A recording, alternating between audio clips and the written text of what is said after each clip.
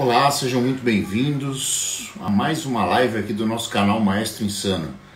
Meu nome é Daniel Lima, para quem não me conhece, e hoje a gente vai conversar sobre assuntos relacionados, como sempre, à teoria musical. Hoje nós vamos falar da didática tradicional do ensino de música. Funciona para todos? Será que é para todas as pessoas? Mas antes disso, quero agradecer a todos vocês que estão voltando hoje, que assistiram a live que fica salva aqui no IGTV e também no meu canal do YouTube. Só acessar lá no YouTube, youtube.com/Mr. Maestro Insano, MR Maestro Insano. Você vai conseguir ver essa live onde ela fica salva. Ela fica salva também aqui no meu IGTV, né? E você pode acessar depois, você que está vendo depois. Muito obrigado pela presença, pelo prestígio. Na semana passada a gente teve a presença do nosso querido Leandro Latour, grande violonista, meu aluno, conheço há mais de 20 anos, grande expoente do violão no YouTube, um canal com mais de 4 milhões de views, mais de 100 mil assinantes, um grande fenômeno mesmo, muitos cursos de violão fingerstyle, cursos de violão em 8 minutos, e nós falamos fundamentalmente, para você que não viu, da necessidade ou não do estudo de teoria musical, como a ausência desse estudo te trava, te atrapalha, qual a necessidade disso, se isso tem um tempo de validade, se isso precisa ser estudado o quanto antes, como você vai estudar isso, todas essas coisas a gente falou na live passada. E agora, na live de hoje, eu vou ter a presença, o querido prazer daqui a pouco vai estar falando comigo, o meu querido aluno Petrus Tales. Petrus é meu aluno há não muito tempo, pouco mais de um ano. Ele também é professor, né? Ele é professor de astrologia e de tarô, e ele é formado também em inglês e português, tem licenciatura em línguas, né? E tem uma pós em semiótica, que ele acabou de concluir, inclusive, pós-graduado em semiótica. Nós vamos conversar sobre tudo isso, mas principalmente sobre se o ensino tradicional, a pedagogia tradicional para a música popular é realmente o único caminho para a gente chegar lá? Será que é para todo mundo? Será que é para todo usuário, todo aluno, todo perfil? Será que ele consegue a pedagogia? Em primeiro lugar, em matéria de música brasileira, ela existe? E se ela existe, é para todos? Então, vamos pensar nisso tudo, vamos ter reflexões nesse sentido. Estou vendo pessoas queridas chegando: Henrique, Michele, Ana, Renato, Juliana, Luca, sejam muito bem-vindos todos para mais uma terça-feira aqui, um dos nossos encontros. Para você que está vendo depois gravado, considere-se convidado a comparecer ao vivo, trazer o seu depoimento, as suas questões e etc. Lembre-se que, apesar da pauta ser orientada, nada impede que você faça a sua pergunta, levante a sua questão, sendo ela relacionada com o tema ou não. Nós estamos aqui para responder e tentar não deixar ninguém com dúvidas sobre, seja lá qual for a sua questão. Ok? Então vamos nessa. Eu vou convidar o meu amigo Petrus Tales a comparecer. Ele já deve estar chegando aí em instantes. Enquanto isso, vamos aqui suscitando algumas dúvidas.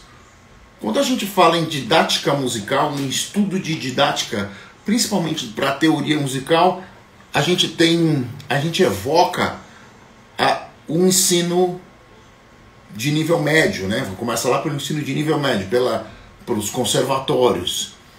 E muitos desses cursos, que que são cursos oficiais, são gerenciados pelo MEC, pelo Ministério da Educação, e você tem uma grade curricular definida, né?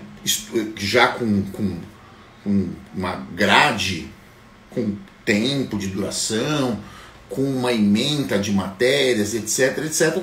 E você tem lá anos para cumprir. Dependendo do curso que você for fazer, você pode ficar entre 5 e 11 anos cursando o seu instrumento no conservatório. Isso para o ensino tradicional, né? Falando nisso, tá chegando uma gente aqui, olha só. Daniel Brita, meu colega de faculdade, Ivan, Kátia, sejam todos muito bem-vindos a mais essa live aqui do meu canal do Maestro Insano. E voltando aí a questão da grade curricular, pense você que está aí, né, pensando em estudar um instrumento, a primeira ação que você deve ter é procurar uma escola, ou procurar alguém que te ensine, ou procurar adquirir um instrumento. Bom, digamos que você já tem o instrumento, você está a fim de começar a desvendar os mistérios que por trás desse pano que é o fazer musical. Deve ter algum caminho. Um deles é o ensino tradicional. Mas será que ele é o único? Essa é a grande questão. Leandro Latu, meu querido, meu compadre, comparsa da live anterior, seja muito bem-vindo. Muito bem, é verdade, Ivan. Ivan está dizendo que no conservatório, lá na cidade dele, o básico é de 4 anos e o técnico 3 anos. O edital mudou, antes o básico era 5 anos. Exatamente isso. Isso para você que estuda contrabaixo, né? Aqui nas escolas municipais aqui, a gente tem cursos que são mais longos, né? Por exemplo, harpa é um curso mais longo. Eu me lembro de uma menina que estudava comigo, estava com o Brita também na Unicamp. Ela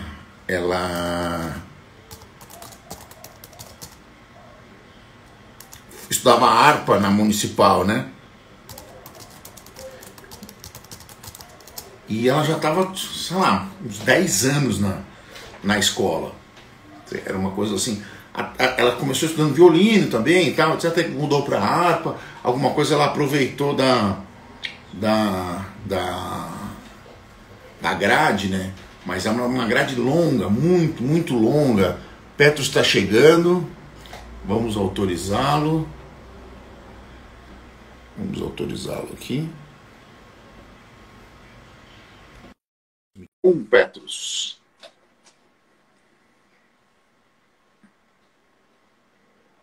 O Luca tá falando sobre isso, ó. Falando que ele fez os 4. O Petros. Tudo bem, meu brother? Tudo. Como estamos aí? Tudo tranquilo. Perfeito, tudo muito tranquilo. E as grandes polêmicas hoje, Petros. Hoje nós temos grandes assuntos para discutir. E o assunto já começou a ferver aqui. Meu camarada Daniel Brita, que tivemos vários embates no corredor, tem um som nosso transitando aí na net, o Some Skunk Funk dos Brecker Brothers, que nós gravamos há mais ou menos uns 2 meses. Está circulando aí. Ele falou que hoje ele não faria faculdade, né? Hoje ele não faria faculdade. Hoje ele desistiria da ideia. E o Luca, que é o meu outro camarada, também tocou o Sissy Strat comigo nesse começo da pandemia. Disse que fez os 4 anos do técnico no EMT e mais 1 ano de especialização. Muito bem, Petros. Vamos trazer isso para dentro da nossa realidade aqui agora, né? Vamos lá. Quanto tempo a gente já se conhece? Pois é, boa pergunta. Eu acho que já faz 1 ano e meio, né? 1 ano e meio, mais ou menos, né? Que a gente começou a ter aulas. Isso. Você já tinha uma experiência anterior, bastante experiência com música antes, né? Uhum. Mas você não tinha Sim. estudado formalmente, é isso? Não, eu sempre toquei contrabaixo. Na verdade, assim, eu comecei como todo mundo, né, tocando aquele violão bem, né, por cima, assim, né. Uhum. Depois fui para guitarra e acabei chegando no contrabaixo. Mas tudo bem autodidata, assim. Tá. Nunca tinha feito aula, né, nunca tinha estudado oficialmente mesmo, né.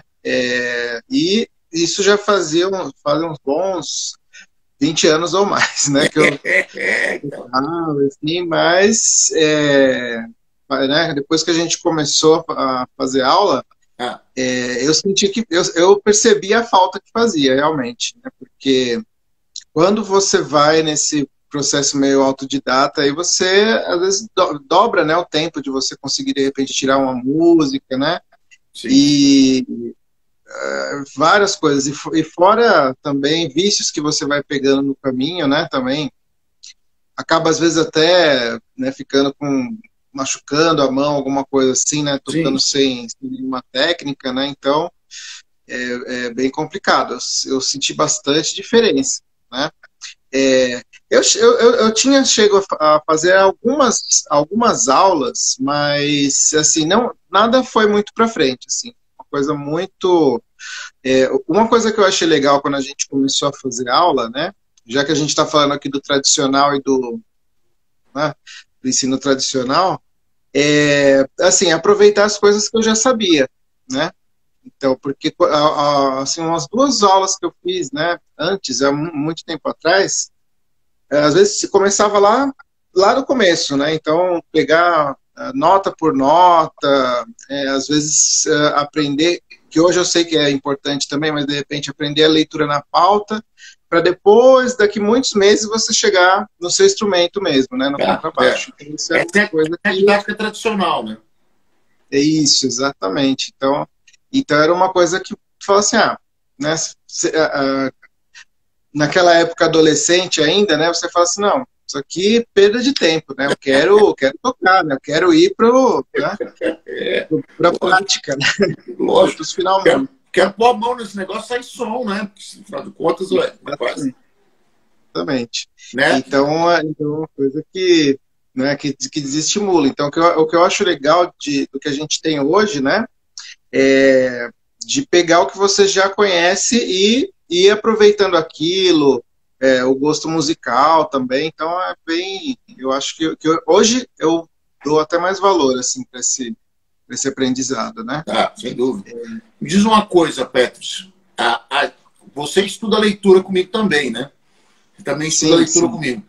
E qual foi a diferença, por exemplo, de quando você estudou leitura a primeira vez e quando a gente estudou leitura agora? Qual é a diferença que você sente? Por que não deu certo da outra vez quando você começou a estudar leitura? Vamos usar leitura como um parâmetro inicial. Por que não deu certo daquela vez e por que agora deu certo, já que você já consegue ler, já graças às Uhum. aulas que a gente vem fazendo? Como é que é esse negócio? Por que não deu certo lá e agora deu? Um pouco do que eu tinha falado, né? Vamos dizer assim, pelo viés mais prático mesmo do negócio, né? Quando a Sei. gente começou a ver essa parte na aula, a leitura já foi direto no contrabaixo, né? Já foi no instrumento, né? E lá atrás é aquela leitura que você fica no tá, batendo palma, etc, né? Então fica uma coisa bem distante, né? É. E é uma coisa que é meio geral, né? Hoje em dia, todo mundo que vai buscar aprender qualquer coisa quer assim, um resultado um pouco mais rápido, né? Entendi. Então, se você, por exemplo, sei lá, em 1, 2 aulas, né, que você faz, você já tem algum avanço, é uma coisa que, vamos dizer assim, te dá um gás a mais para você continuar estudando aquilo, né? Então, é uma coisa que... Isso que me ajudou bastante, assim, que eu achei bem legal. E eu achei que deu mais resultado do que você fazer daquela forma Sim. tradicional, né? A verdade a grande questão a didática tradicional é é o único caminho? Não. Isso a gente já está chegando que não é o único caminho, né? O caminho como se fazia antigamente. Quando eu comecei a estudar, eu comecei como violonista, né? O meu primeiro instrumento é um instrumento da minha casa. Eu acho que eu já contei, não sei se já contei essa história para você, mas nem sei se contei a história aqui no canal também. Mas era um caminho onde você tinha 6 meses de leitura antes de encostar no instrumento. Então, quer dizer, você tinha uma boa base de leitura pentagramática. Na época era um método chamado Bona, um método azul, um método que podia ser solfejado ou simplesmente, como os caras diziam, rezado, né? Só falando o nome das notas. E aí a gente fazia o método todo, ou quase todo, antes de encostar no instrumento. Aí o cara lá ia lá, punha o violão lá, levava o violão na capa, tirava o violão da capa, afinava o violão para ele do lado, vamos lá. Bora. Dó, ré, mi, dó, fá, mi, ré, dó, ti, lá, sol, dó. Ajuda. Você cria uma praxis, mas para a urgência dos tempos modernos, é no mínimo arriscado você investir nisso, né? Você investir num negócio desse, fala assim, cara, mas será que esse cara vai me levar nessa direção? E os anos de prática didática vão mostrando que uma das principais características que o bom professor tem que ter é ser um bom diagnosticador. Ou seja, já que a nossa praxis, a praxis de música popular em território nacional, de música popular do Brasil, quando a gente fala em música popular do Brasil, não estamos falando só de MPB, não. Está falando de tudo. De forró, de rock, de MPB, enfim, de tudo. Tudo que se toca de música popular no Brasil. Essa praxis, ela carece de uma escola. Né? Não tem uma escola no sentido de, por exemplo, como você tem nos Estados Unidos, que você tem lá uma prática, uma matéria eletiva na escola, que chama jazz, e você tem lá um livro com uma série de standards para o repertório, que é o Real Book, você toca aquilo, aquele repertório te dá uma base de sustentação, e a partir daquilo você vai fazer o que você quiser. Nós não temos isso. Aqui não tem isso. Nós não temos uma metodologia para a música popular. Existe conhecimento erudito? Existe. Você vai estudar piano erudito, por exemplo. Você entra num bom conservatório, você sabe que vai estudar no primeiro ano, segundo ano, terceiro ano, até o sétimo. Então você tem isso. Isso existe. Está lá, está estabelecido, etc, etc, etc. Agora, para a música popular isso não existe. Você depende da figura do didata, do cara que vai tirar as pedras do caminho para você. Nesse sentido, quando a gente começou, eu sempre penso no seguinte, falo assim, onde o cara está? Qual é o atual dele? Qual é o ideal do cara? Como é que a gente vai fazer chegar? O ideal do cara, o que ele quer fazer? Aonde ele quer ir? E aí você vai e tenta unir as duas pontas. Você tenta unir as duas pontas. Você tenta entregar para o cara o objetivo dele de acordo com a sua proposta, de acordo com o que você considera ideal. E uma das coisas mais importantes que eu sempre encontro pelo caminho, e uma das menos prestigiadas, é o estudo de embasamento teórico. Entendeu? Sim. Muitas vezes o cara fala assim... Você uma vez fez um post nas redes sociais, foi muito simpático da sua parte, inclusive. Eu tinha passado um exercício, acho que era de walking, provavelmente. E você postou um negócio e falou assim, muito obrigado por você estar me tirando, me fazendo tocar além da tônica. Isso é. Lembra desse dia? Então, e aí eu falei assim, pô, eu nunca tinha pensado nisso, mas é exatamente isso. É exatamente isso. Por quê? Quando você chegou, você tinha tinha um bom reconhecimento anatômico do braço, graças aos 20 anos de prática que você já tinha. Então, o reconhecimento das notas no braço estava fixo. Perfeito? Vamos associar, então, vamos dar outras ferramentas. Vamos criar acordes, vamos associar com as escalas, vamos criar essa sintaxe, vamos oferecer exercícios técnicos para que você tenha uma base de execução no mínimo razoável, que você consiga executar com presteza, Com, primeiro, postura, segundo, clareza, terceiro, uniformidade rítmica e, num quarto momento, velocidade.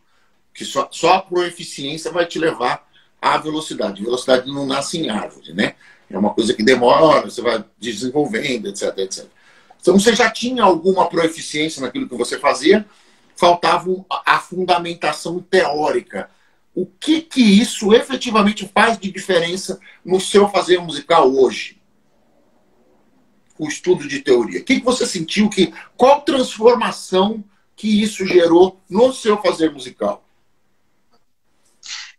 Primeiro, assim, a liberdade, né, de você poder, vamos dizer assim, não vou dizer improvisar, mas você poder fazer uma linha de baixo, por exemplo, mais rica, né, do que ficar só na tônica, né? Uhum. Então, uma coisa que todo mundo procura lá são as cifras, né? Então, vou tirar tal música, a gente vai tocar tal música na banda. Então, você já vai lá na cifra e, pra gente que é contrabaixista, você vai ter ali a nota do acorde, né, que está sendo tocado. Então, o que eu fazia ali, né? Eu tocava a nota do acorde, a tônica, né, do acorde. E estava tudo certo. Estava tudo certo. Ninguém funcionava, pode falar que está errado. E ninguém pode falar que está errado. Não está errado. Está só pobre, mas está certo. Com certeza. Com certeza, assim, até pela sensibilidade, você vê, eu tô tocando isso aqui, mas tá meio monótono esse negócio, não tá rolando, né? Então, isso é uma das coisas, né? E, por exemplo, eu faço também alguns trabalhos, assim, de trilha, né? De meditação, alguma coisa assim, devido à minha outra área, e isso também na hora da criação. Então eu comecei a enxergar outros acordes que daria para encaixar ali também a sequência, né? Tanto das aulas quanto do seu outro trabalho lá do podcast também, né? Do semibreve. Então ali, nossa, é uma coisa que enriquece, né? Você começa e também assim de entender o que você está fazendo na hora, né? Porque às vezes vamos dizer como a gente fala assim, né? Arriscando, você até arrisca uma nota para cá, uma para lá, e acaba dando certo, né? Então a gente faz meio no chute. Mas entender o que está acontecendo ali é outra coisa. Você saber o que está... E também, assim, até para tirar de ouvido, né, alguma música, que você fica lá e o som do contrabaixo... hoje é um pouco melhor, né? Mas nas gravações, assim, eu sou meio... Parei na década de 70, né? Então, às vezes, dependendo né, da música que você pega, o baixo não tá tão nítido. Tá meio escondidão na mix, né? Isso, dependendo, né? Assim, na década de 60 e tal. Então, até porque, como eu peguei já esse conhecimento teórico da escala que o cara tá usando, qual tom e tal, qual o acorde, já assim, 50% do tempo, né? Eu já economizo quando eu tenho que tirar uma música. Com certeza. Você já tem mais ou menos uma ideia de qual caminho que o cara tá fazendo. Pelo menos assim, se tinham 12 notas que você podia ir, você limita isso para 7, né? A coisa já quase pela metade, né? A coisa melhora consideravelmente. Deixa eu dar mais um alô aqui para quem chegou, ó. Heraldo chegou, Heraldinho, Carol, Mário, meu aluno também. Sejam todos muito bem-vindos. Essa é a live do canal Maestro Insano. Fiquem à vontade para se manifestar, fazer perguntas.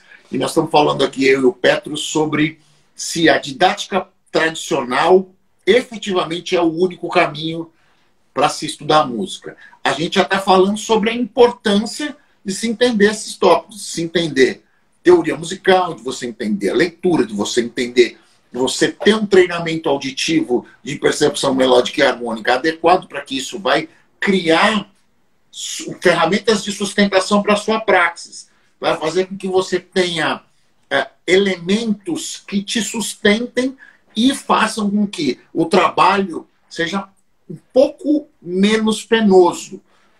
Você vai dar menos cabeçada, menos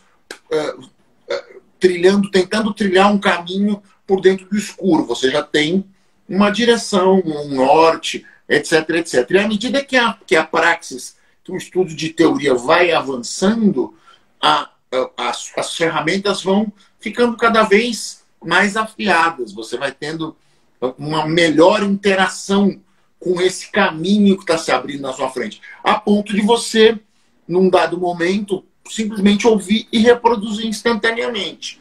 Esse é o finalmente. Claro que nesse caminho vão ter uma série de entretantos aí. A gente vai ter que ir praticando, quebrando, né, o código por pedaços. Você vai entendendo a relação dos intervalos, isso, entendendo em 3 fontes, né, ou em 4 fontes. Geograficamente no seu instrumento, pentagramaticamente lá na partitura, na maneira da sua cabeça de construir essa distância e auditivamente. Você trabalha nas 4 vias, né?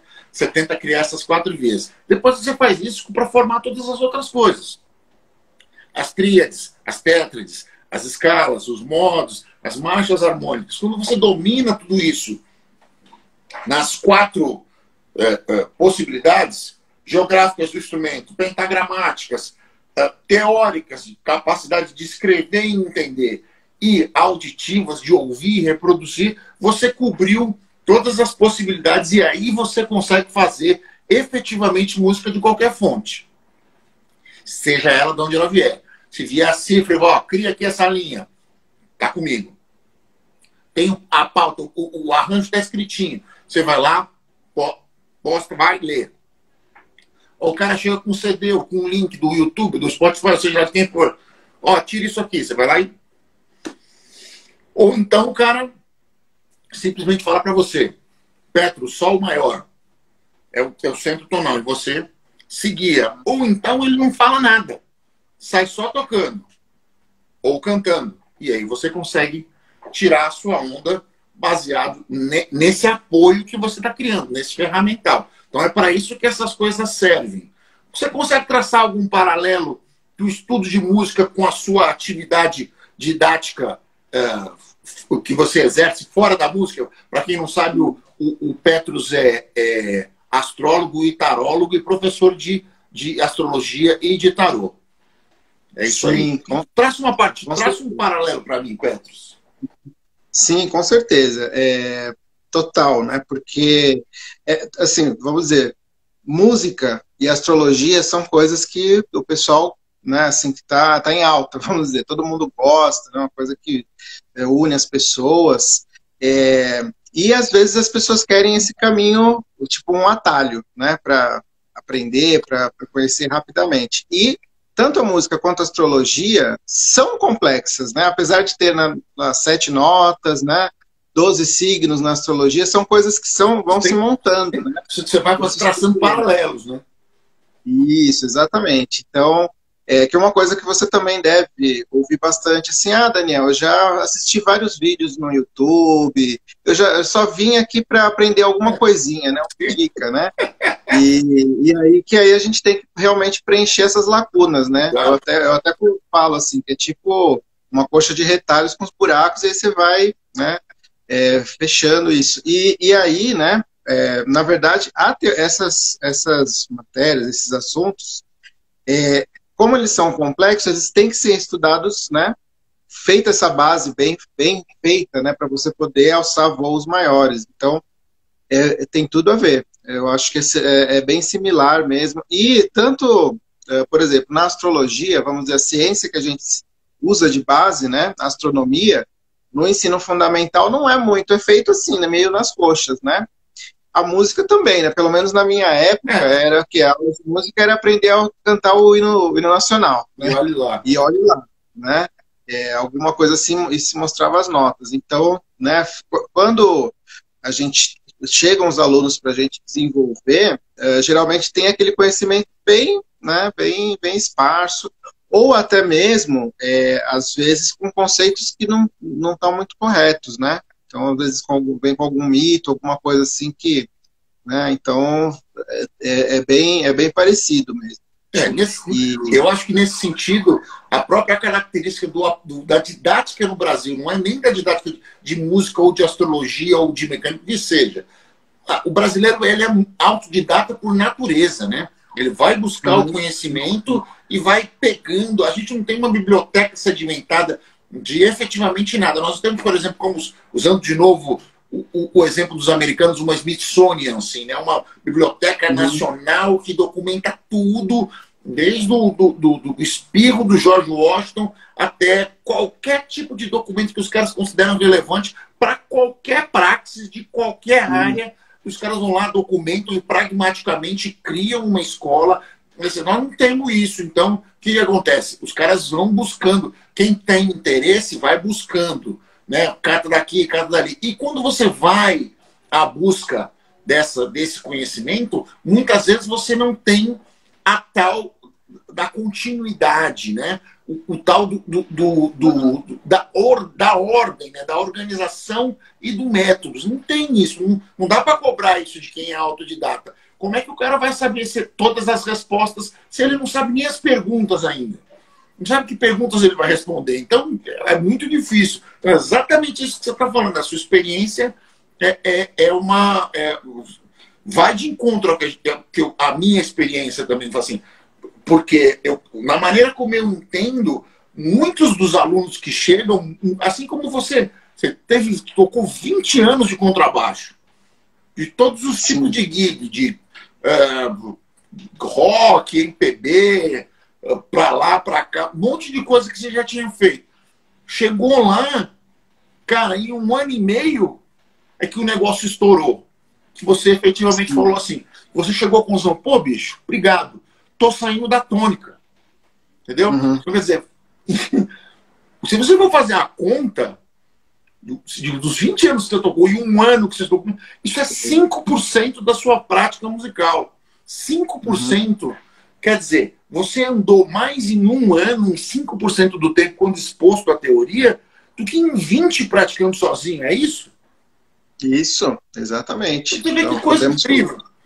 É isso, né? Mas é isso, né? Não dá nem pra gente culpar, né? Porque é o que você falou. Claro que não. O autodidatismo, o pessoal vai e aí é mesmo caótico, né? Não é organizado. E, assim, vamos dizer assim, essa parte que teoricamente chata, né? Que seria da teoria de voltar lá atrás, a gente vê o valor disso depois, né? E você começa a ver que uma apoia a outra, na verdade, a teoria. E a mesma coisa, como você falou, né? Como vocês estavam comentando aí, com relação. Também, uma não vive sem a outra, né? Porque também, se você aprender só a teoria, né? Por exemplo, sei lá, num enfoque mais acadêmico, de repente, né? Você também se afasta muito da prática e não consegue, né? De repente, quando você vai voltar para o seu instrumento também, né, você não está com aquela prática até física, né, vamos dizer assim. Em matéria de música popular, nós, ao contrário do que dizem os grandes mestres filósofos, nós servimos a 2 causas. Na filosofia, o cara fala, escolha bem a causa que você vai servir, né? Adote uma escola de pensamento e siga com ela. Mas em matéria de música popular, um cara que é músico popular, ele se alimenta de 2 universos paralelos, que é a academia e a rua. Ou seja, o pensamento acadêmico, ele está lá para te dar a base de sustentação. Ele cria a sua praxis, ele oferece ferramentas para que, no seu fazer musical, você enfrente qualquer situação. Mas a rua, o tocar na noite, o tocar com seus amigos, gravar, fazer suas próprias músicas, etc., vai te oferecer uma gama de outros desafios que a academia não cobre. Assim como qualquer estudo, de qualquer profissão, em qualquer atividade. Se o sujeito é médico, por exemplo, o cara ficou lá 6 anos na faculdade, estudou lá, se formou. Se ele fosse suficiente, ele não faria residência. Sim. O cara não precisa fazer residência, cara. Já estudou 6 anos na faculdade. Para que eu vou deixar ele aqui no PS para ele, né, se acostumar com as coisas e não sei o que, começar a dar plantão e depois escolher uma área para que ele efetivamente faça e então vá se aperfeiçoando. Por quê? Porque na prática a teoria é outra. Eu sempre me equilibrei com um pé em cada canoa, assim, né? Sempre, mesmo que foi as 2 coisas, né? Fazer os trampos e estar na escola ao mesmo tempo, né? Tem muita gente que fala, ó, o Luca, por exemplo, está falando que fazer baile é tudo. E é verdade. Outro dia proferi uma frase aí no Facebook, deu bastante polêmica, inclusive. Eu não acreditava em gente que não tinha feito baile. Eu fiz e falei isso. Mas essa frase não é minha. Essa frase não é minha, é do Lincoln Olivetti. O Lincoln Olivetti que disse, ele falou assim, não acredito em gente que não fez baile. Por quê? Porque é uma baita de uma escola. O Daniel Brito está falando que a escola dele foi o estúdio, gravar, a precisão do estúdio, aquela coisa do registro da Polaroid te leva para um outro nível de exigência que você não tem. Ao contrário do baile, você tem que fazer uma coisa, um apanhado genérico de todos os estilos que você acaba tocando na noite, você tem que tentar chegar o mais perto daquilo para você fazer, entregar aquele trabalho sem sotaque, chegar o mais perto do que um nativo reconheceria como uma praxis verdadeira, como um fazer musical verdadeiro, como a música como ela é, do jeito que ela tem que ser entregue realmente, né? Do jeito que ela tem que vir. E até porque você não toca só o que você gosta, né? Então você acaba... Uma das características... Cada estilo tem alguma característica musical que... Né? Uma das características principais de que quando você passa a ser profissional do ramo da música, você passa a ser aquele guigueiro, aquele cara que vai atrás do trabalho, etc, etc, você passa a tocar cada vez menos coisas que você gostava. Veja que eu coloco o tempo verbal, aí tem uma tradução especial para o tempo. Você gostava, porque nada te impede de começar a gostar de outras coisas. Quando você mergulha dentro de um novo estilo musical, a tendência é que você, quando olha de longe, não tenha a exata noção do quão complexo aquilo pode ser para você tocar aquilo sem sotaque. No meu fazer musical, quando eu acompanhava artista aí pelo mundo afora, eu tentava chegar o mais perto possível do que o cara esperava como nativo. Por exemplo, quando eu fui tocar na banda Carna Samba, que era uma banda de axé, todos os caras eram baianos. Ou 90% tinha eu, paulista e mais um. Os caras viviam aquilo 24/7. Como respeito, eu como um cara chegando de fora, o mínimo que eu precisava fazer era tentar igualar o meu nível de conhecimento ao deles. Óbvio que eu não vou chegar nunca a todos, aquele total. Você vai até aquilo ali, você procura, até quando você está tocando com os caras, você vê que os caras estão curtindo e achando que é aquilo. As expressões faciais, a linguagem corporal, você vai quebrando aquela resistência inicial que é te dada pelo desconhecimento da sua persona ou pelo próprio diagnóstico que o cara traçou da sua personalidade baseado naquilo que você representa enquanto signo, né? Falando de... O cara olha pra você, está com a camiseta preta do Metallica, boné virado para trás, chega no ensaio de axé, o cara fala assim, ih, não vai dar certo. Então aí você tem que quebrar essa resistência e ir adiante, né? Fazer a coisa para a coisa ter a penetração do jeito certo. E acaba acontecendo isso, né?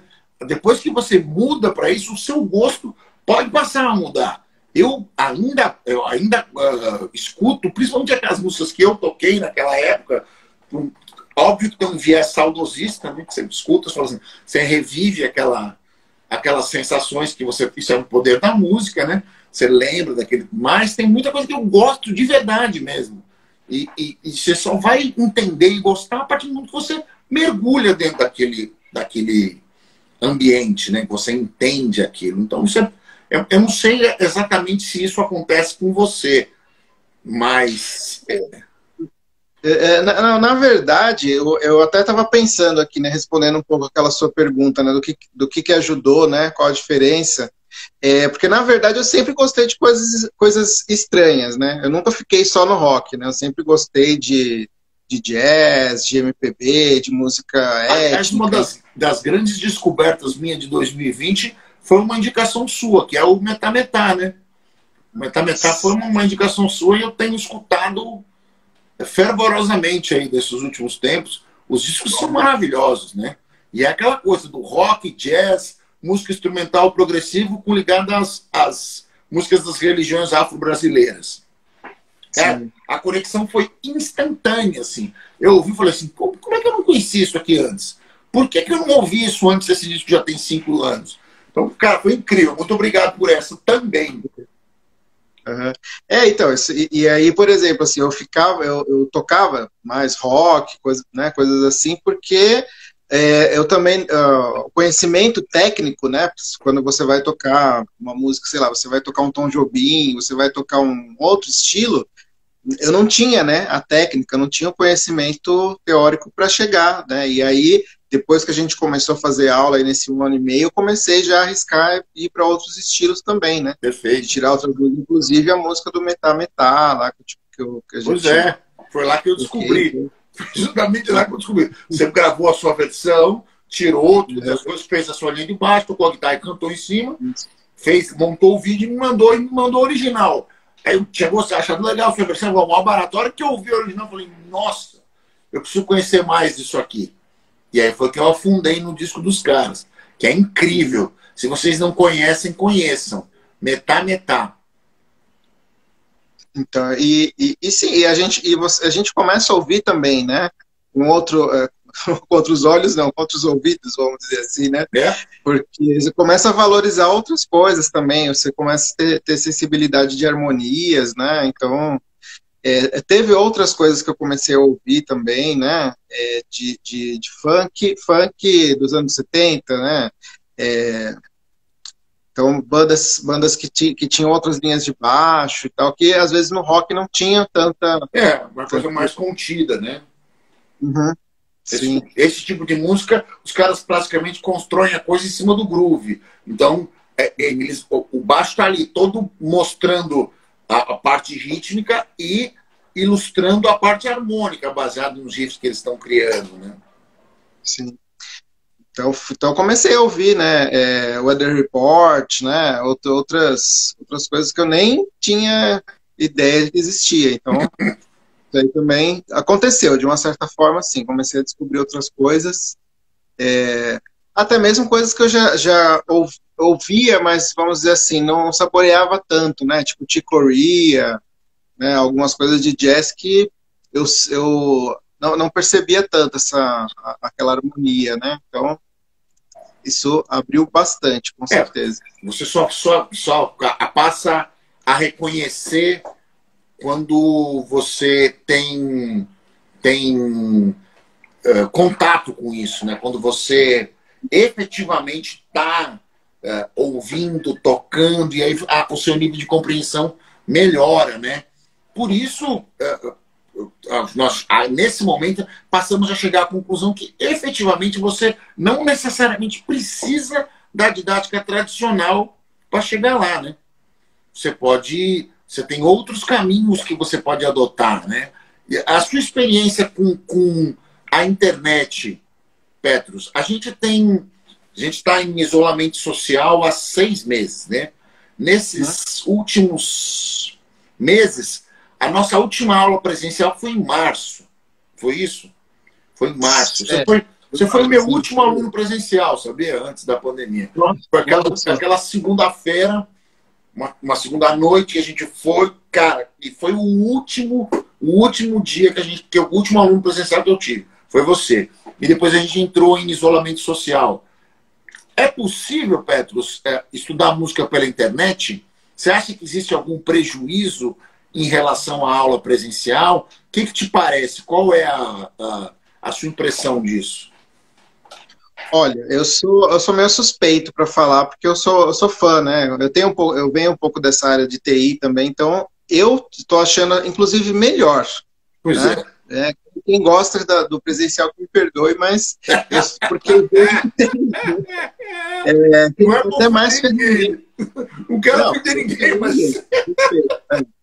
Mas, assim, eu vejo que tem mais ferramentas, né? Porque, vamos supor, você consegue me mandar alguma coisa, de repente você está explicando, você consegue me mandar um som, consegue me mandar um desenho de uma escala, né? Qualquer coisa, algum material, né? Ali instantaneamente, coisas assíncronas também, né? Para eu fazer durante a semana. Então, eu tenho sentido que rende mais, com certeza. Sem dúvida. Né? Eu acho que claro, para quem começa, né, a fazer aula online, as primeiras aulas tem alguma adaptação, alguma coisa assim, principalmente porque tem a questão do instrumento, som, né, o ambiente que a pessoa está, então, né, mas essas resistências assim de 1 a 2 semanas depois, eu acho que rende. É uma adaptação ao esquema, né?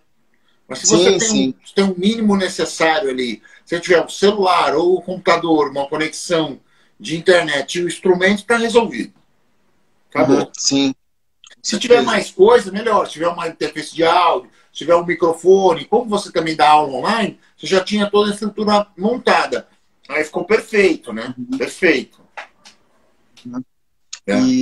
Inclusive, assim, depois, né, que começou a tendência das aulas online, as turmas que eu tenho dado aula têm sido maiores, inclusive, e eu tenho sentido que as pessoas têm conseguido desenvolver mais também na área que eu dou aula, né?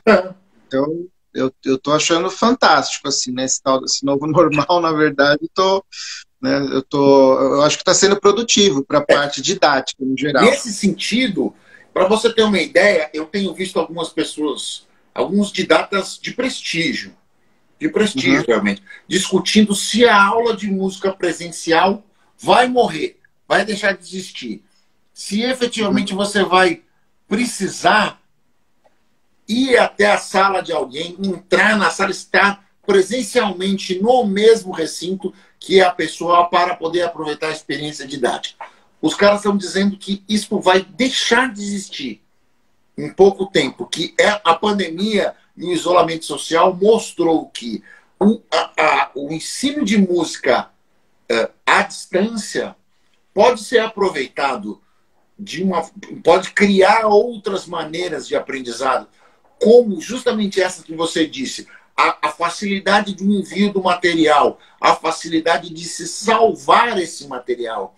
Por exemplo, você pode salvar a aula, se você quiser. Você pode estar gravando essa aula e assistir depois. A capacidade de você armazenar e enviar um material assíncrono para o cara. A capacidade de você enviar um scan, um PDF, um desenho, seja lá o que for, uma parte, um áudio de apoio. Então, tudo isso é muito fácil, é muito simples, é praticamente instantâneo.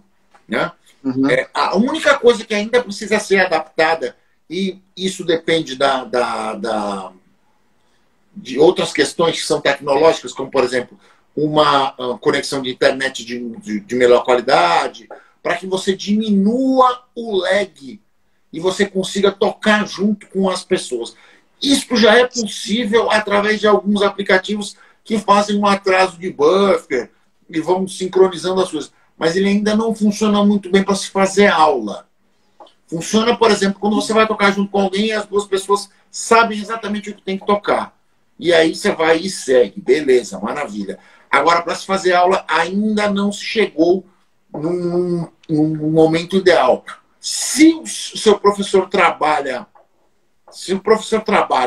de uma forma onde ele toca pouco, ou demonstra, mas apoia a praxis do aluno, a prática do aluno de uma outra forma, com playback, com leituras, que é a maneira que eu faço contigo, inclusive sempre mando tema, mando coisa pré-gravada, essa necessidade inexiste. O cara vai fazer alguma coisa especificamente, você vai lá e grava. E aí você cria uma nova prática para o novo normal. Você tem uma outra maneira de entregar esse conteúdo para o cara de maneira presencial e de maneira assíncrona e síncrona. Né? Então você tem essas duas formas. Uma outra coisa que eu queria te perguntar Na sua atividade didática, você também tem curso assíncrono, que você entrega para as pessoas a matéria. Por exemplo, você tem um curso em algum lugar, no Hotmart, no Coursera, no Udemy, sei lá. Você tem essa experiência? Ainda não, eu estou preparando alguns cursos, né? E você acha que vai funcionar para a sua área? Vai, eu acho que vai. Eu acho que sim. O que eu tenho feito, né, atualmente, assim, as aulas que são online ao vivo, elas ficam gravadas. Então, se de repente a pessoa, sei lá, cai a internet, a pessoa não pode acompanhar a aula naquele dia, eles conseguem assistir a aula durante a semana, né, para acompanhar. Mas eu acho que funciona assim, né? Os formatos são bem diferentes, né?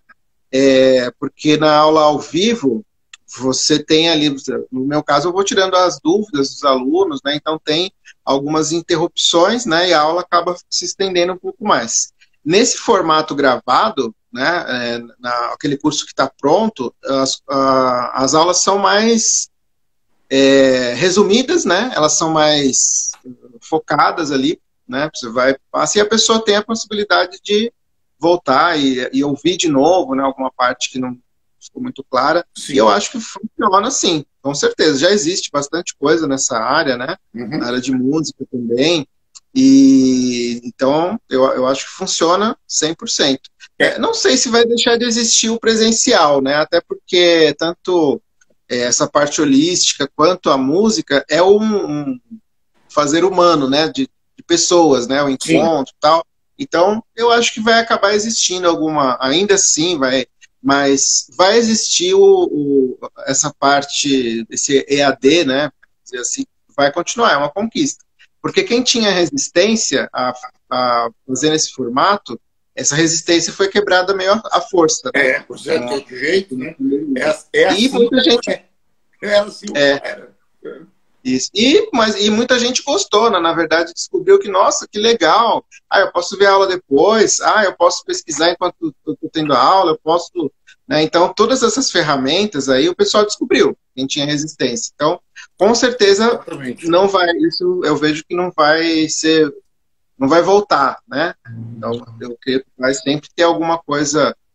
O semipresencial, né? De repente, sei lá, uma aula por mês presencial e o restante online, né? Eu creio que... Eu, sinceramente, também não acredito na morte completa do ensino presencial, no ensino de música. Eu não acredito.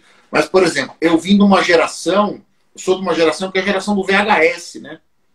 Então, era aquela coisa de a gente ir na Galeria do Rock, lá no centro, para quem não é de São Paulo, a Galeria do Rock é um lugar aqui em São Paulo, no centro da cidade, perto do Teatro Municipal, onde você tem inúmeras, ou tinha, né? Agora nem sei se tem mais, há tanto tempo que eu não vou lá, inúmeras lojas de discos, de CDs, de silkscreen, de cabeleireiros black, de roupa de streetwear, de hip hop. É um lugar incrível, fantástico. São 6 andares de felicidade pura. Provavelmente. O Brito está dizendo que era. Eu também acho que era. Agora acho que não vai ser mais mesmo. Com essa coisa, acho que deve ter mudado bastante a coisa. E nesta época, a gente ia lá, o conhecimento era muito complicado, na década de 80, principalmente. Era fim da década de 80, começo da década de 90, quando o VHS aporta aqui, tinha aquela coisa o Brita está falando que a Hot Licks, a Sherry Lane, que eram editoras que faziam essa. Então, trabalhar com material assíncrono, para a minha geração, não é uma barbaridade. Porque a primeira vez que a gente viu esses caras fazerem as coisas que a gente queria saber como eram feitas, foi através da Sherry Lane e da Hot Licks. Que a gente conseguia ver, porque até então você tinha que intuir as coisas. Para você ter uma ideia, as primeiras músicas que eu tirei, tinha uma vitrola lá em casa. Para quem não sabe o que é uma vitrola é um toca-discos de vinil. E ela fazia 4 tipos de rotações diferentes. Fazia 78 rotações, fazia 45, fazia 33 1/3 e fazia 18 rotações. 16 rotações. Não era 18, era 16. E aí o que a gente fazia? Você punha um disco que estava oficialmente programado para ser tocado em 33 rotações, 33 1/3 na realidade, você botava em 16 E aí ele rodava com metade da velocidade, e aí você conseguia tirar, ele ficava a oitava mais grave. Ficava quase ali a mesma coisa, né? Ficava quase. Estava uma rebatida na afinação, e era assim, cara, que a gente tinha que tirar. E, por exemplo, você nunca tinha. A minha geração, eu nunca tinha visto o Van Halen tocar, por exemplo. Eu fui ver o Van Halen tocar e falei, cara, minha cabeça quase derreteu. Falei assim, cara, fazer aquelas barbaridades. Como é que esse cara faz isso? Tinha a menor ideia de como que saía aquele som todo. Aí você, com a geração, aí quando começam a chegar as videoaulas, quando começam a chegar a Hot Licks, você consegue ver esses caras tocar, o Green Malmsteen, o Van Halen, o Steve Vai, os caras todos, né? Eu me lembro de uma videoaula do Tony Iommi, dele tocando os riffs do Sabá e tal, etc. E aí a gente tinha um similar nacional, que era a MPO. Não sei se que a MPO quer dizer, levando em consideração todas as diferenças que a gente tem. E aí a MPO pegou os grandes expoentes, lançou a videoaula do Faísca, lançou a videoaula do Mozart Mello, que era excelente, era espetacular, que era dupla, inclusive, fantástica, guitarra fusion, era incrível. Lançou a videoaula do Liba Serra, meu amigo querido, professor de canto, lançou o Duda Neves, lançou o Celso Pixinga, e toda essa galera. Então, para a rapaziada da época conseguir ver essas coisas tocando. Quem chegou aqui? Vlad Moisés, alemão, meu querido, já falei com ele hoje no WhatsApp, está plenamente recuperado da Covid-19. Em breve vou voltar a trabalhar com a gente lá na mesa de som. Feliz de te ver aqui, viu, meu querido? Saúde para você. É isso aí. Voltando aqui, então, ao assunto.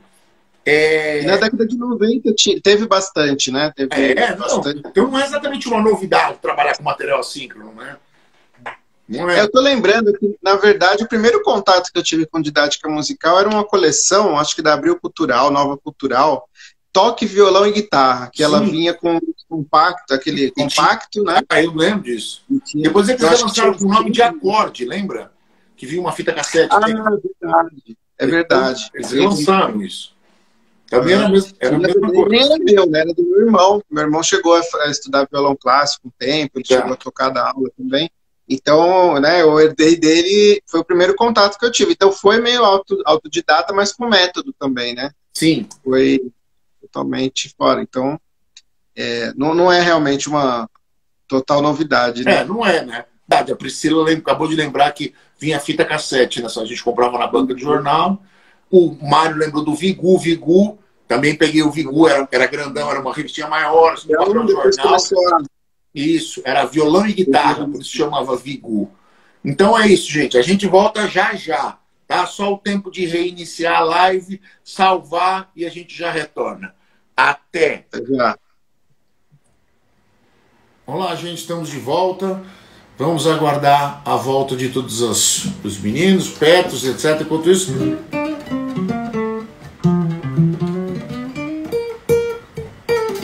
Depois eu vou fazer um sonzinho.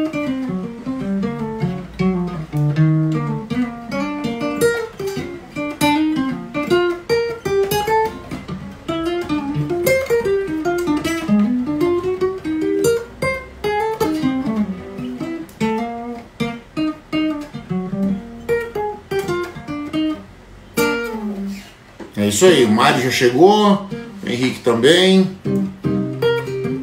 Estamos aguardando a entrada das pessoas. Renatinho, Michele. Vamos chegando, gente.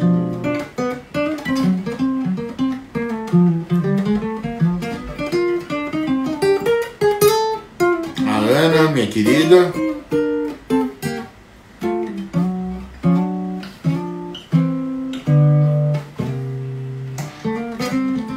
Fábio Motti, vulgo John.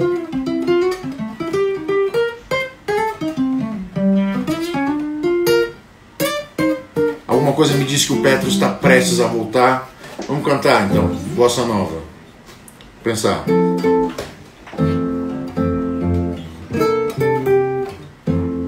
Pensar em uma.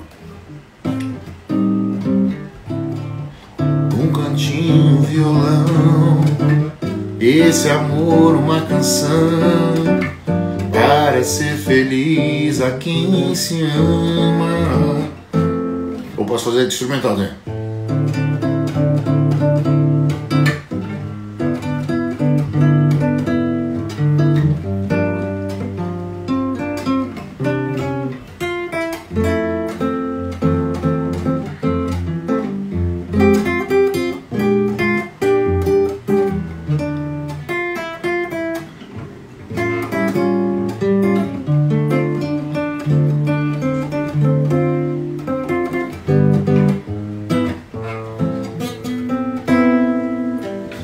É isso aí, gente. Olha o Petros aí já, colando na área.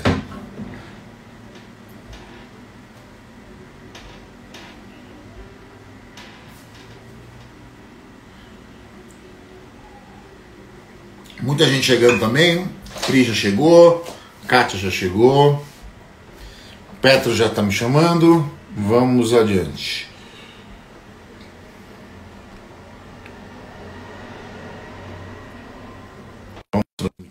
Imagina, Ana, obrigado você. Eu não toco essas coisas todos os dias, né? Faz tanto tempo que eu não tocava essa música. Fala, Petros, de volta. Tava até tocando um violãozinho aqui enquanto você não chegava, né, bicho? Então... Tava bom. Fiquei até pensando se eu entrava ou não. Eu tô curtindo aqui, o som tá bom. Tá ótimo, eu adoro isso. Eu adoro Bossa Nova. Ana, minha amiga do Rio também, e também adora Bossa Nova. Aquela coisa, né? Muito difícil não ser mordido por esse bichinho, né? Que mudou a música brasileira e colocou o Brasil de vez no mapa, né?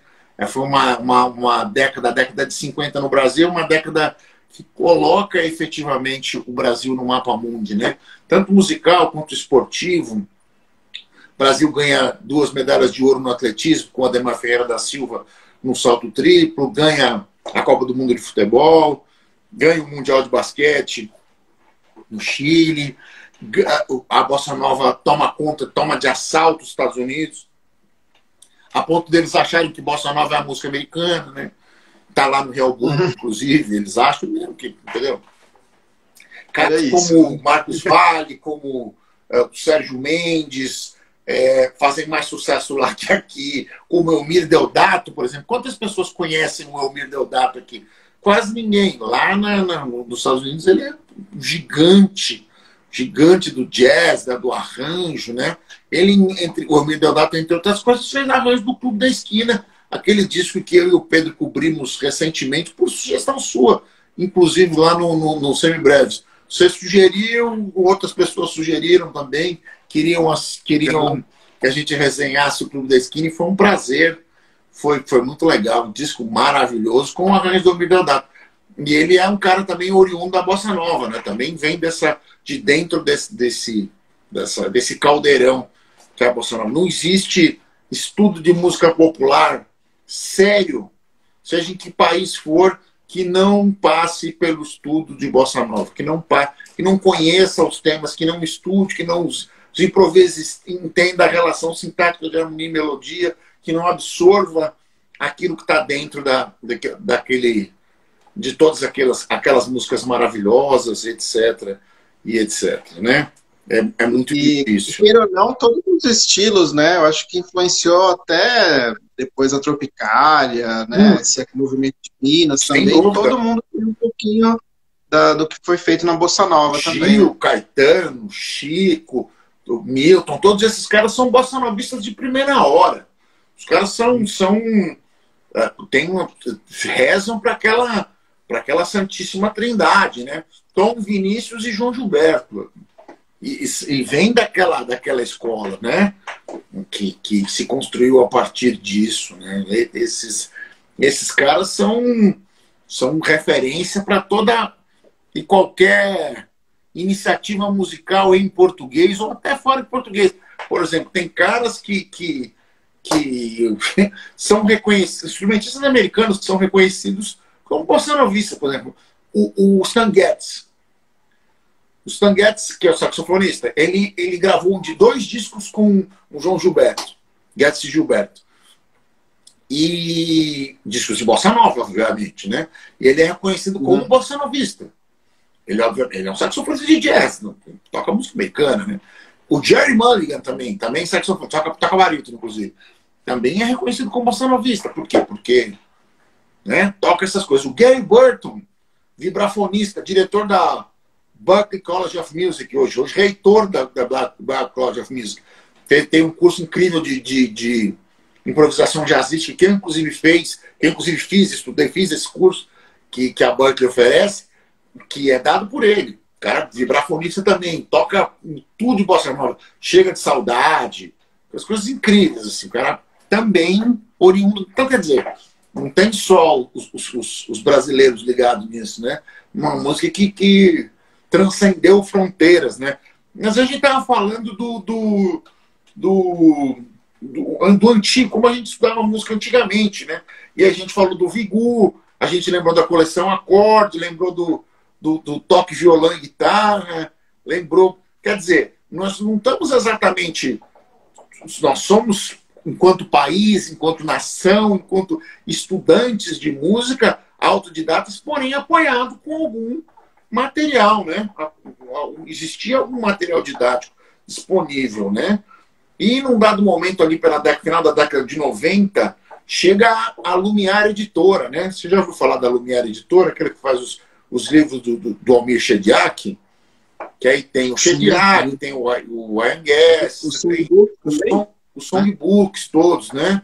Que ele faz, da Bossa Nova tem 4 volumes, aí do Tom tem 2 volumes, aí do Caetano tem 2 volumes, né?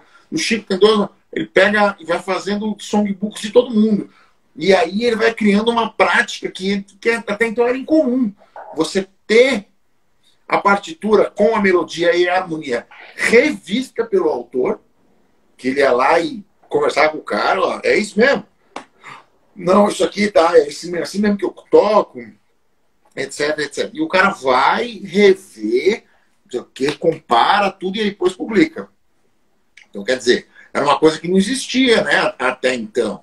Então, é mais uma forma, mais uma criação da escola, mais uma sedimentação da escola de música popular brasileira fora da academia, né?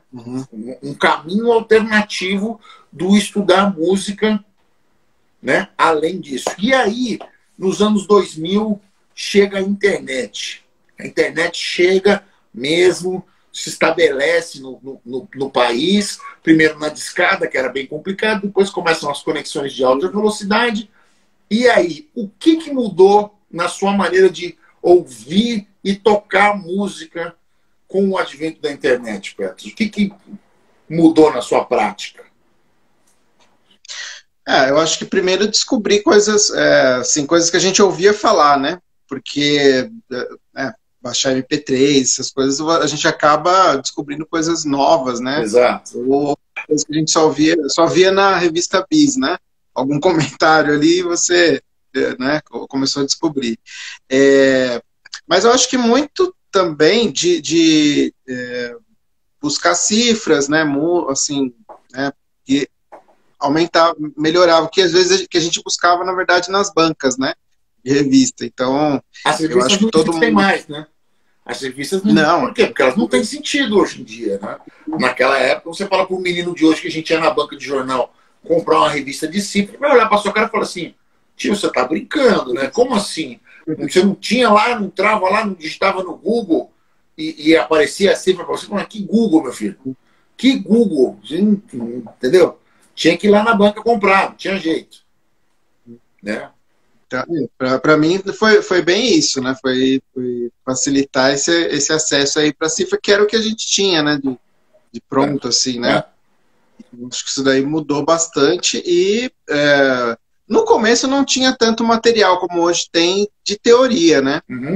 Então acho que isso daí de uns 5 anos já começou a ter mais. A minha relação com a internet, logo que a internet chegou na minha casa, a gente já tinha lá um computador, né? Já funcionava o computador em casa, só que não tinha acesso. Aí a internet veio, a gente até trocou o computador. Na época era um 386, o que a gente tinha lá, e aí apareceu o primeiro Pentium 1. Primeiro Pentium 1. Aí, bom, com a internet e tal, etc., apareceu o Pentium 1. E aí começamos a acessar. A primeira coisa que eu comecei a pensar foi em procurar coisas de música.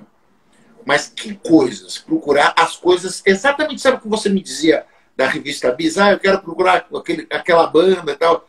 Eu ia atrás daquele método. Então, eu quero procurar o Schoenberg. Eu quero procurar o scan do Schoenberg. E aí você caroçava, achava um pedaço, achava outro, não sei o quê. Aí depois as coisas começaram a aparecer inteiras, né? Aí eu quero achar o Pat Martino. Você ia até... fuçava, achava. E aí a internet ia moldando, né? Até que num dado momento eu comecei a baixar tudo. Descobri onde tinha as coisas, aí ainda na discada, ainda não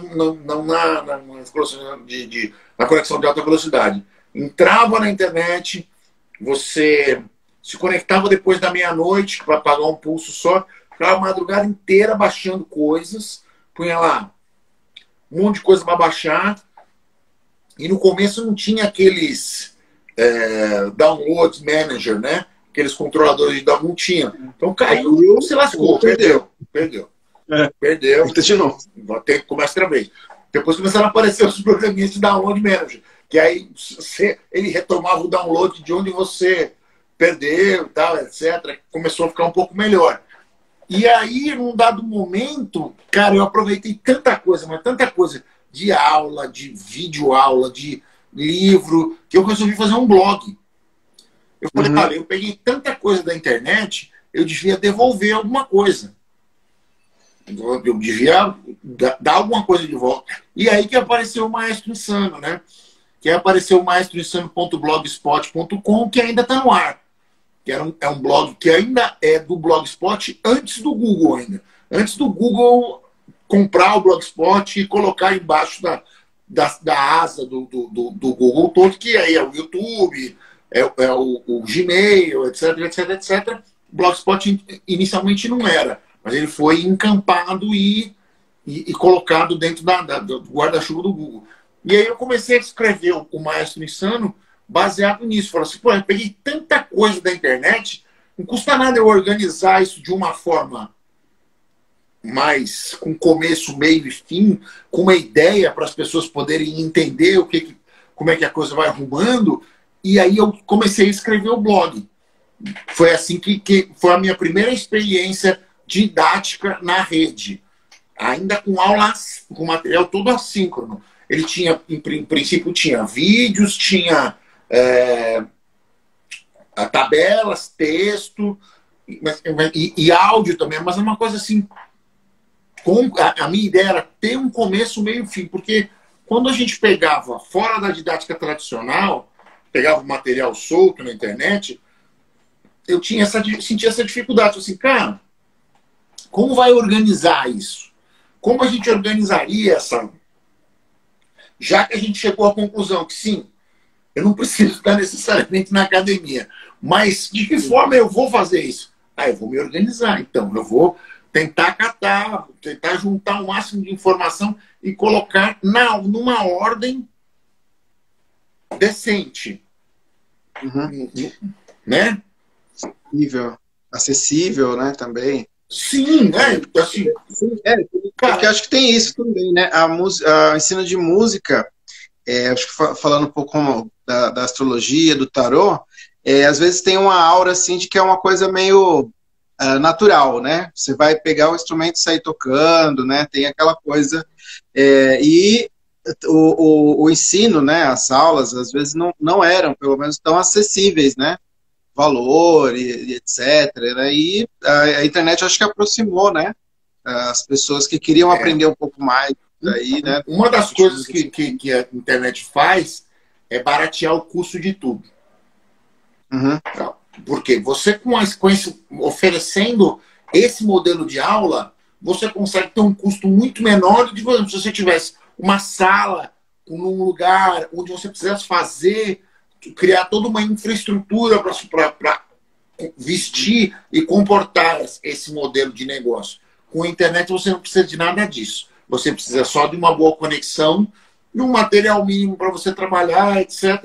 E aí você consegue entregar isso. Essa o grande barato da internet. Além de diminuir a distância física, porque você está afim de estudar com um cara que mora na cidade do meu amigo Marco Bonito, que acabou de entrar. Ele mora em São Borja, na fronteira com a Argentina. Aí tem um professor lá, digamos que tivesse um professor lá em tem um professor, mas ele é de jornalismo, que é o caso do Marco. Ele não é professor de música, ele é professor de jornalismo. Tem um professor de jornalismo lá que você quer fazer uma parada com ele. Pela internet você consegue. Eu consigo assistir todos os jogos do nosso time junto, a gente assiste junto pela internet. Ele na casa dele, eu na minha, a gente conversando pela internet. É possível, como se a gente tivesse os dois, como a gente fazia quando estava no ginásio. Quando a gente ia assistir o jogo no ginásio. No ginásio, quer dizer, não no ginásio de esportes, no ginásio da escola, na sexta e na sétima série, quando a gente se conheceu. Então, a internet, além de ser um facilitador sobre todos os aspectos, diminui o custo, porque se você pegar, por exemplo, o que você vai gastar num conservatório em 7 anos, você vai pagar 12 mensalidades vezes 7, você vai pagar 98 mensalidades. Eu disse 90 mil. Como assim? 98? Não, 94 mensalidades. Como pode? Não dá. Não. 84 mensalidades é a verdade. Mas mesmo assim, como? Sabe? Se você, por exemplo, compra ou pega um material que tenha o ideal de você ter uma coisa estabelecida com começo, meio e fim, que você tenha um custo disso, você pague por isso, mas que isso te entregue o ideal dos dois mundos por um custo menor, por toda a característica que esse meio proporciona, você tem o melhor dos dois mundos. Nesse sentido, é o que nós estamos falando. Você como professor, a sua experiência como professor e como aluno, aponta para o mesmo lugar. Você fala assim, cara, é muito melhor. Eu estou me sentindo muito melhor. Estou conseguindo resultados melhores dos dois lados do balcão, né? Sim, com certeza. E eu creio que até, assim, como era um investimento um pouco mais alto, né? Quem queria ser profissional da música acabava tendo que investir, né? Mas, por exemplo, pessoas que querem aprender a tocar um instrumento um pouco melhor e tal, mas não tem esse intuito de ser profissional, né? Eu acho que aí facilita para essas pessoas, né, começarem a aprender a teoria, né, começar a tocar um instrumento um pouco melhor, por essa acessibilidade, né, do valor, do tempo. Então, acessibilidade é o termo. Esse é o termo. É um spot. É tanto a questão física, de distância física, quanto a questão de orçamentária. Ela diminui as duas. Né? É possível hoje. Você consegue comprar cursos completos por um valor de uma mensalidade e meia hoje. Você gastaria uma mensalidade e meia, você compra um curso inteiro na internet. Então, com uma proposta, um início, meio, e se você acertar no diagnóstico, souber exatamente o que você quer, o que você precisa, você, cara, com uma mensalidade e meia, você cumpriu o seu objetivo. Agora, você imagina, você faz isso só em 12, num ano de conservatório, você vai gastar 5, 6 vezes mais que isso. Num ano. Então, a vantagem é imensa no sentido de financeiro, né? E a questão da distância física, ela não é só, por exemplo, nós que moramos num grande centro, nós temos vantagens e desvantagens. A gente que mora em São Paulo. A gente tem a vantagem de aqui ter tudo. Tudo. Aqui tem tudo. Você quer um professor de tarô, tem. Você quer um restaurante chinês, você quer um restaurante javanês, tem. Você quer um professor de oboé, tem. Tudo. Agora, tem lugar que não tem. O cara mora numa cidade distante. Não tem. Como é que você vai acessar isso? Através da internet. Ah, mas eu moro numa cidade como São Paulo, que tem N problemas de deslocamento, que é o nosso caso. A gente tem problema de deslocamento. A gente, quando vai fazer alguma coisa num bairro distante, você põe 1 hora e meia, às vezes 2 horas de deslocamento. A internet... Com certeza. A internet... Cara, você marcou com o cara 10 horas, 10 para as 10 você liga o computador, espera abrir a sala e, bicho, 10 horas você tá lá. Acabou. Isso. Entendeu? E fora que nessas 2 horas de deslocamento aí, o seu pique, né, para fazer aula já foi para 50%. A sua energia já tá lá no dedão, né? Você já teve a estamina, já jogou pela metade. Pô, você tem que aprender a lidar com isso também, mas quer dizer, você tem uma contrapartida de ter tudo disponível, mas como a cidade é enorme, quando eu falo uma cidade é enorme mesmo. Não é só enorme na quantidade de pessoas, é enorme em distância territorial. O cara, por exemplo, que mora na Zona Sul, lá no Capão Redondo, e trabalha no Horto Florestal, por exemplo, que atravessa a cidade inteira, ou o cara mora em Itaquera e vai trabalhar em Osasco, Osasco é quase que um bairro de São Paulo, o cara vai demorar 4, 5 horas no trânsito. Por todo dia. Não pensou? Como é que você vai conseguir aproveitar isso? Aproveitar esse conteúdo? Tá mais um bônus para esse tipo de modelo de estudo. E é verdade que você deu um exemplo aí que você acertou, porque na época que eu comecei a tocar, eu morava no Capão Redondo. Pois é. Para eu chegar onde tinha alguma aula, né, algum conservatório, enfim, era inviável, né? Então, eu falei do Capão, mas eu podia ter falado mais longe. Eu podia ter falado do Cipó, por exemplo. Eu podia ter falado do Cipó, podia ter falado de Parelheiros. Podia ter ido mais para a Zona Sul ainda. É que eu nem quis ir tão longe assim. Para dar uma referência para quem não é de São Paulo e já ouviu falar do Capão Redondo, o cara ouviu falar do Racionais MCs, por exemplo. O cara sabe onde é o Capão. O cara sabe. Porque o Racionais fala do Capão. Então o cara sabe onde é o Jardim Ângelo, sabe? Enfim, tem uma referência, sabe que é longe. Então, o cara sabe onde é Itaquera, por exemplo, que tem o estádio do Corinthians, etc. Foi o estádio da Copa do Mundo. Então a gente dá referências mesmo para quem não é da cidade. Mas além de tem coisa mais longe ainda. Eu não estou falando nem a ponta da cidade, pode ir mais longe ainda. Inclusive, esse domingo eu estava dando uma aula e tinha uma questão lá de localização e tal, e aí, né, no intervalo, peraí, mas onde que você está, né, para uma das alunas? Ah, não, eu estou em Santiago do Chile, né? Estava assistindo, aproveitando a aula como todo mundo, né? Eu estava assistindo no Mato Grosso, então isso é muito legal, né? Porque mas ali a pessoa não vai achar. Né? O Marco está falando da experiência dele aí, que lá em São Borja não tem bons professores de música, se quer ter um conservatório num raio de 300 quilômetros. 300 quilômetros. Então, quer dizer, como é que você vai estudar no conservatório? Você vai viajar 300 quilômetros toda semana? 300 para ir, 300 para voltar? Não dá, não tem como. Não existe isso. Então, nesse sentido, para esse tipo de perfil, então, faz muito mais sentido o cara estudar por esse novo meio. Transcender a questão da didática tradicional. Nós estamos falando um layer superior.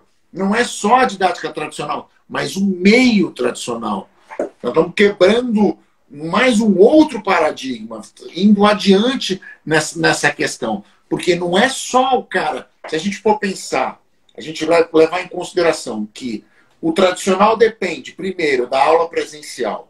Que você esteja com o seu professor na mesma sala.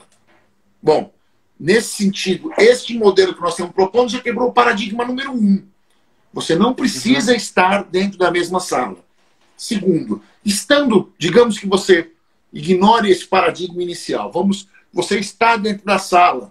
Você chegou à conclusão que os custos para isso não são tão onerosos a ponto de te afastar dessa posição.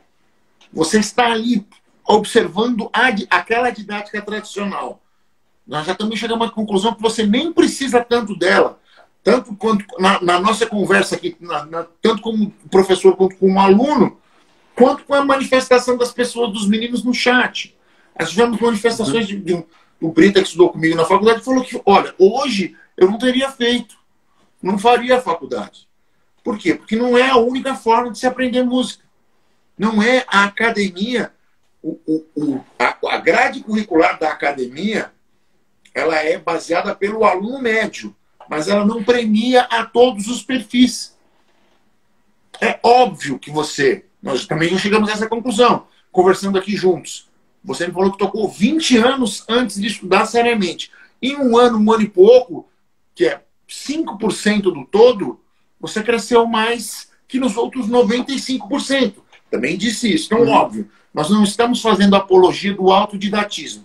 Não é isso. Nós estamos fazendo apologia do estudo segmentado, sequencial, com propósito e didática.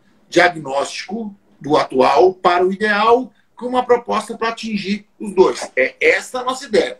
Agora, é a única forma de fazer isso? É se matricular no conservatório? Não. Estamos chegando à conclusão que não. Porque você pode... Nós estamos tendo uma experiência, falando da nossa experiência, seja em ensino em AD, em aula síncrona, em cursos, em material organizado, com propósito, mas ainda assim assíncrono, e assim sucessivamente. Sim. Mas eu acho assim que é importante, mesmo quando você é autodidata, né? Às vezes a gente fica meio solitário se não tem para quem perguntar quando tem uma sinuca de bico, né? Alguma coisa. Então, por exemplo, você, né?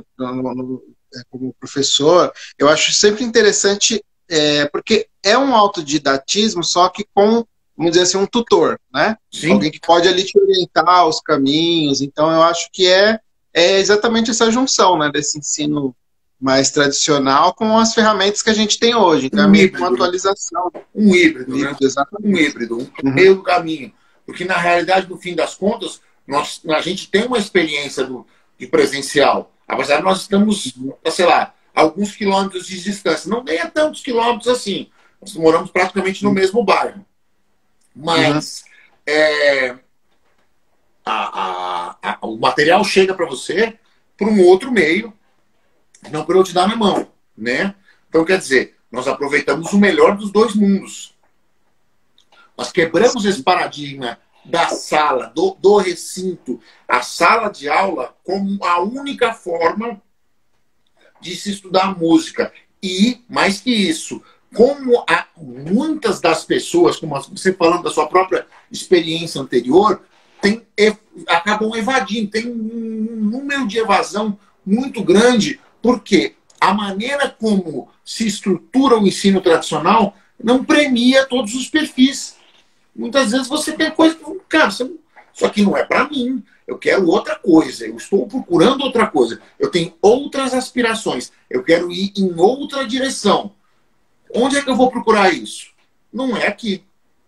Se é isso que o cara vai me oferecer, eu preciso procurar um caminho alternativo. A figura de um tutor é interessante.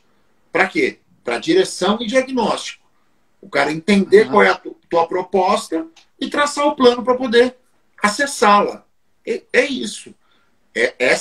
No fim das contas, é a relação que a gente tem, né? A gente entender. Falou assim, o que você veio fazer aqui? Eu vim estudar contrabaixo. Ok. Estudar contrabaixo para quê? Eu vim melhorar os meus skills, quero tocar melhor na minha banda. Tá. Que estilos você quer tocar? Falar todos. Um pouco de cada coisa. E aí você vai traçando com esse survey, com essas questões, com esse questionário mesmo, você vai montando o perfil. Personalizando. Vai desenhando o avatar do cara. E aí você vai conseguindo entender o que o cara sabe, até para você não se tornar um cara chato, de ficar repetindo coisas que o cara já sabe, mas em compensação, principalmente o que o cara não sabe. Coisas que ele não domina, e você vai plantando sementinhas e por consequência, preenchendo todos os hiatos que, porventura, possam ter ficado para trás. Coisas que o cara deixou, sabe-se lá por quê, né? Enfim.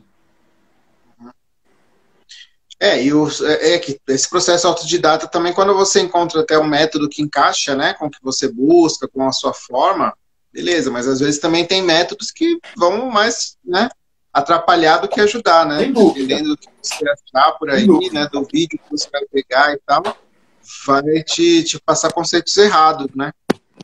Sem dúvida. Tem por aí. Não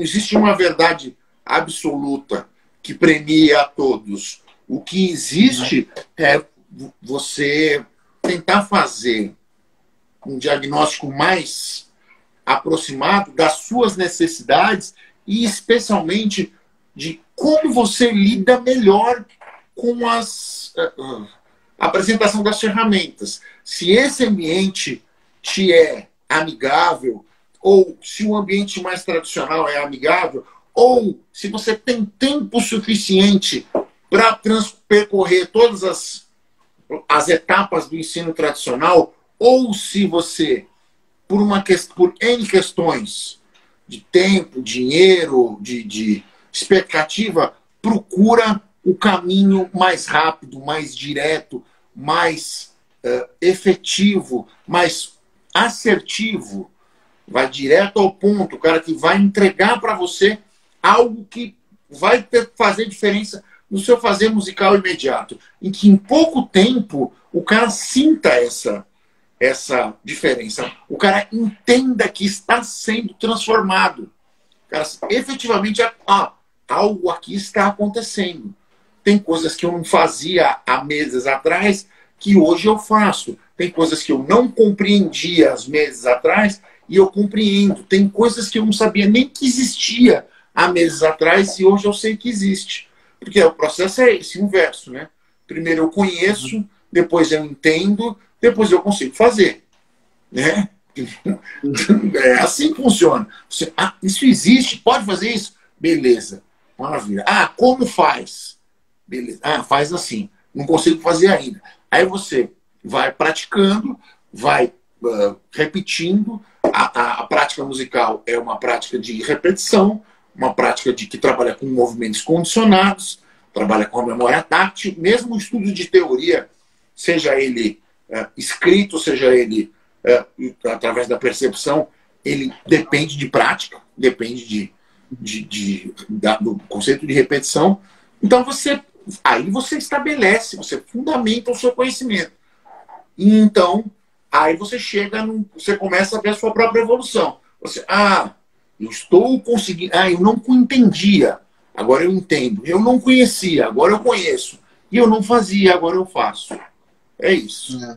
Você tá... A gente faz o caminho meio inverso hoje, né? Nessas coisas. A gente primeiro faz, mais ou menos, aí chega uma hora que não funciona mais. Agora eu tenho que aprender. O caminho do autodidatismo às vezes é esse, né?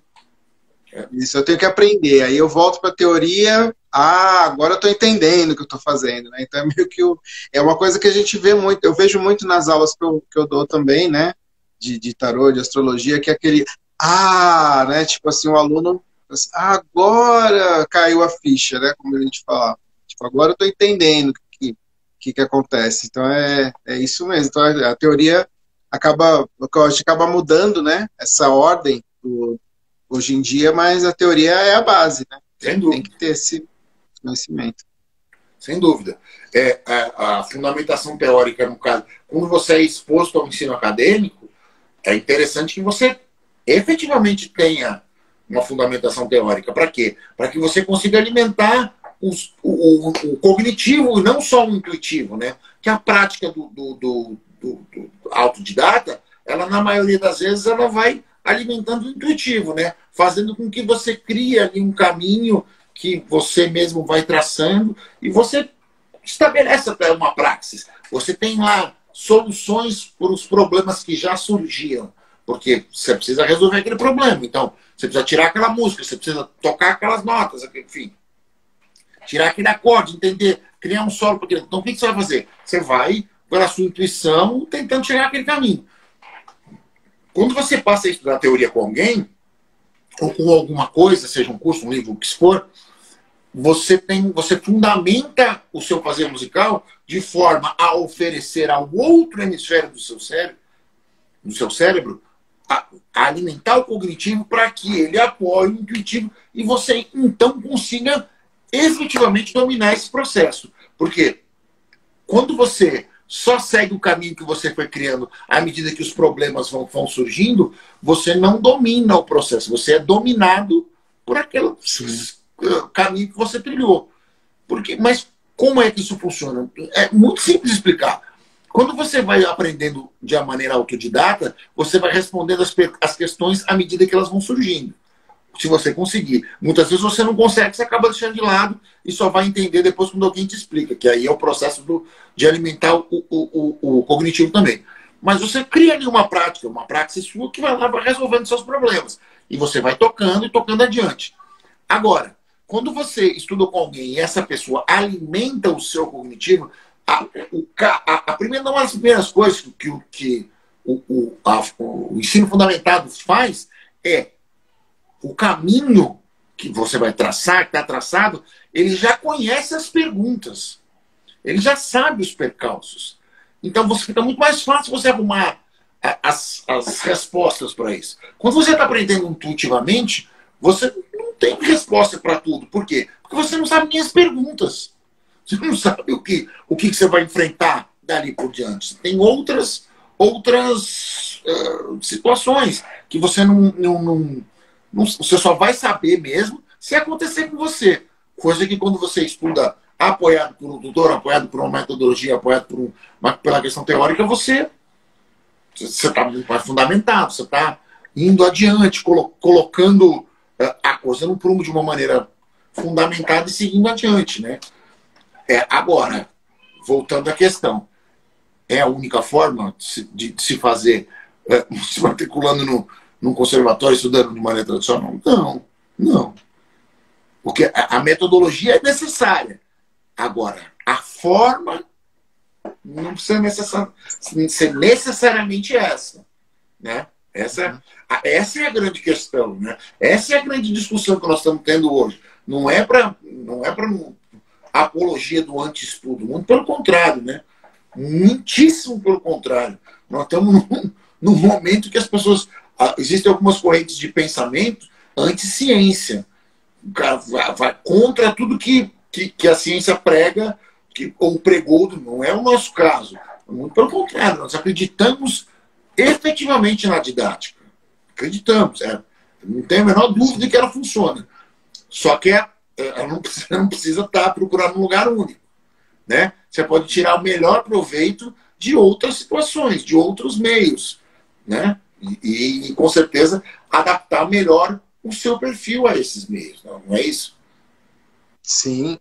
E hoje a gente trabalha meio que por demanda, né? É como se a teoria ela vem para a demanda que a pessoa tem. Né? Então, tipo, eu consigo fazer tal coisa aqui até, sei lá, tal escala, tal nota, enfim. Agora não consigo daqui para frente. Aí a teoria vem, ajuda e apoia, né?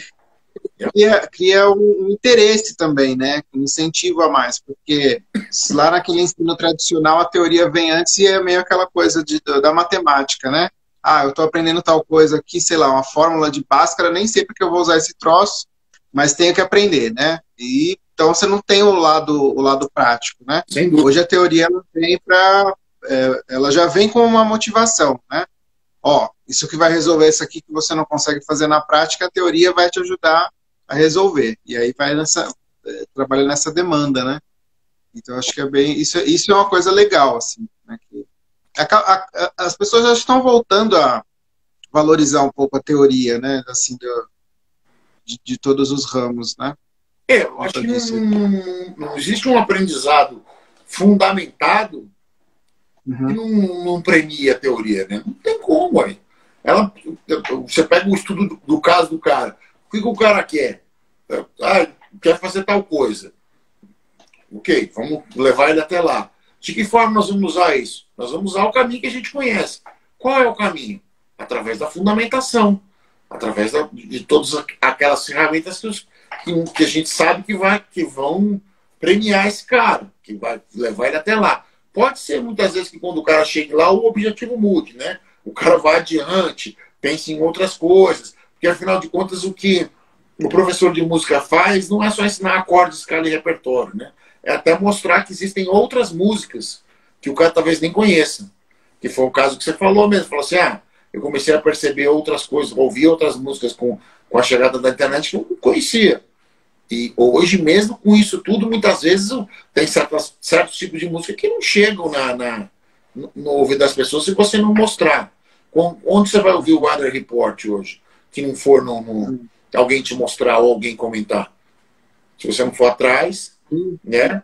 Onde você mesmo no Spotify, ele vai começar a te entregar o que ele vê no seu perfil, exato, né? Se não tiver alguém para falar assim, isso aqui... Se você não fuçar, por exemplo, a maquininha lá do algoritmo não vai entender que você pode procurar algo nesse sentido. Não tem essa implementação, né? Então você precisa da figura de alguém para te mostrar. O tutor, nesse sentido, é fundamental, né? O cara apontar na direção que você deve seguir, com certeza. Abriu, né? É expandir mesmo, né? Expandir os horizontes, né? Sem dúvida. A verdade é que o meio existe para diminuir distâncias, a gente aproximar as pessoas. Então, a máquina tá para nos servir.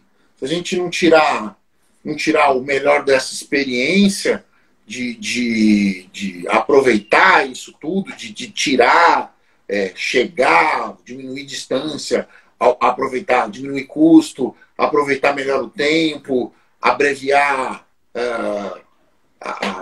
o tempo de estudo, fazer com que a coisa se torne mais dinâmica, não tem por que a gente ter isso dentro de casa, né? A internet é muito mais que só entrar para ver rede social, né? É muito mais que isso, né? As pessoas muitas vezes não entendem muito bem essas coisas, mas muito além disso.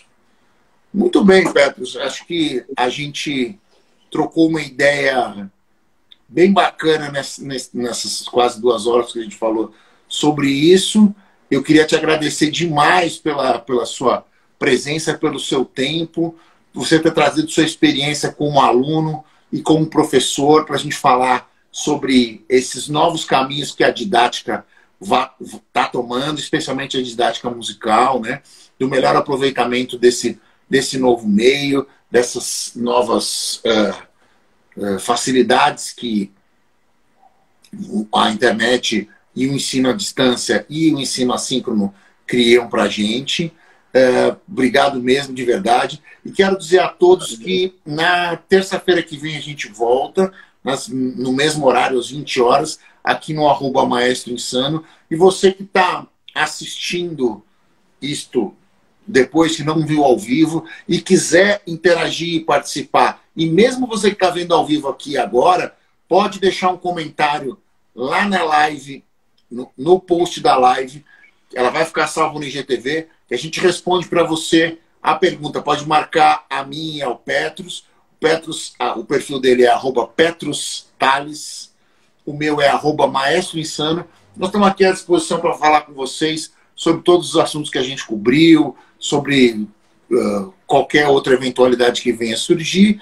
E devo dizer que na terça-feira que vem nós voltamos 20 horas. Mais uma vez, Petros, muito obrigado. E a gente se fala ainda essa semana, que a gente ainda tem aula. Certo? Isso aí. Gente, obrigado. Valeu. Abraços a todos. Obrigado, Petros.